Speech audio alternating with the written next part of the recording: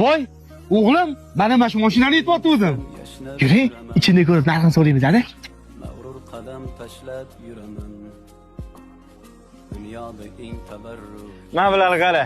Ota-bola Jigulini sotib, Inamarka qatoriga adashib kirib qolishdi-da.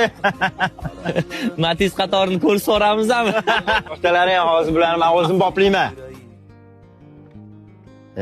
Kelinglar. Ko'ringlar mashinani.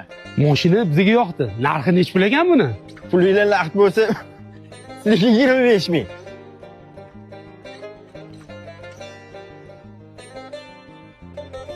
Boplayapti-yu. Qo'ymaydi o'zi bu. Bu mashinangizni yangisini narxi salonda 42 ming-ku, uni ustiga besparabek deb yozib qo'yibsizlar. Yili ham yangi ekan. Nimaga bizga bu mashinaning narxini 25 ming deyapsiz? Ekan? Erki, labzi bilan erki. 25 ming shtirsani hozir nomingizga aformit qilib beraman. Ishqilib hozir notariusga borsiz, labzingizdan qaytib qolmaysizmi, ukam? Mashina pulishli bitta gapiradi. Ketdimi notariusga? O'g'lim, zaklatni ber. Ukam, siz bilan mana shu mashina 25 mingga baraka. Aka, biz zaklat barakasini bersin. 1 soatdan keyin ancha ko'chadagi notariusni ko'rishamiz bo'lmasa. Bo'lmasa, 1 soatdan keyin o'sha notariusda ko'rishamiz. Aytgancha pulni naqd qilib olasizlar.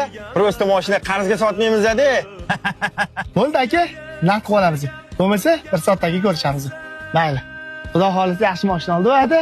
Yaxshi bo'ladi, xudo xolisa. Vazam haydaysiz. Endi chatoq bo'ldi bu yo'g'on. Hali notariusda nima gap, nima so'z. Bularning ahvolini notariusga borganda ko'ramiz. Yo'llaring ketdi.